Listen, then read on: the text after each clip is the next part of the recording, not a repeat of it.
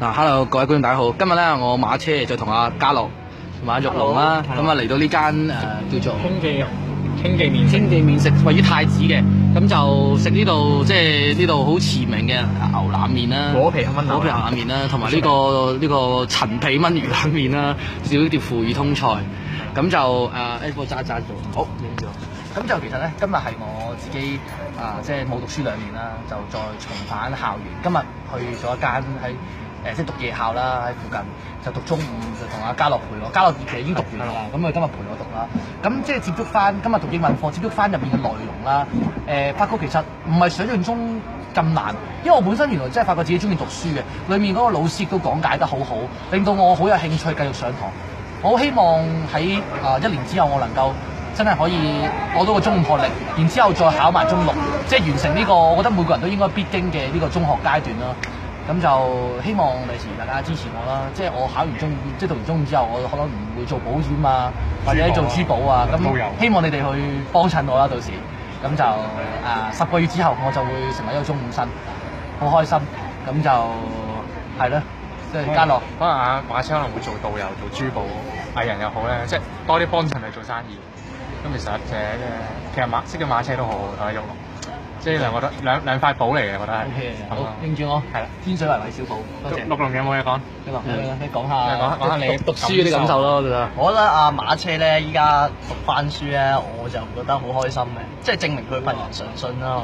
而且大家各位觀眾咧睇下馬車幾年咧，佢又開始慢慢即係趨向一個成熟嘅成長方向啦。佢而家開始讀書啦，開始計劃自己嘅事業啦，開始進行一個走向成長成熟嘅道路啦。希望大家支持阿林馬車，佢已經唔再係以前嗰個林馬車，佢係一個知書識禮、健談成熟嘅上進青年。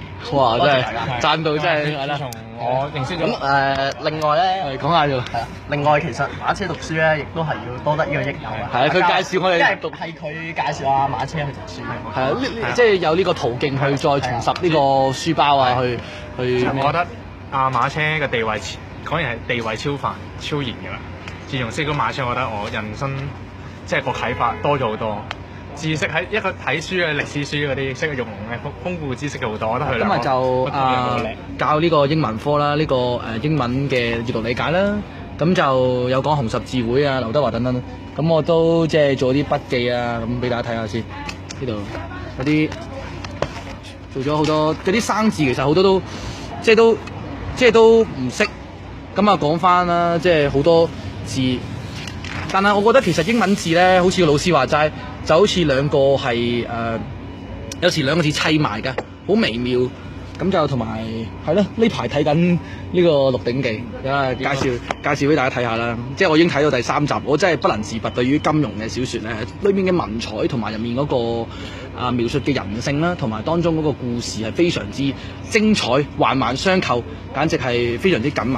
咁啊，多謝玉龍啦，介紹睇下金庸啲書啦。邊套真係唔得嘅係啦，認住我天水圍韋小寶呢個油塘嘅康熙大帝，係啊，大家樂創辦人，唔係應該係大家樂創辦人，係啊，陳家樂茄喱啡讀過茄喱啡課程嘅，即係專業茄喱啡咯，係啊，咁就係啊，冇對白，演技非凡，係啊，咁就希望幫我揸一揸先，好，咁就希望大家即係支持啲金庸嘅競技，同埋即係希望大家即係支持我，我真係好希望可以能夠。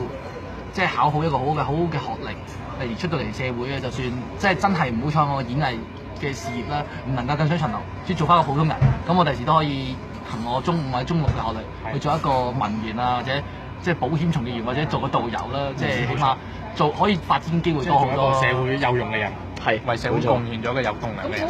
同埋今日即係有件事好開心，令到我日後翻學都繼續有動力。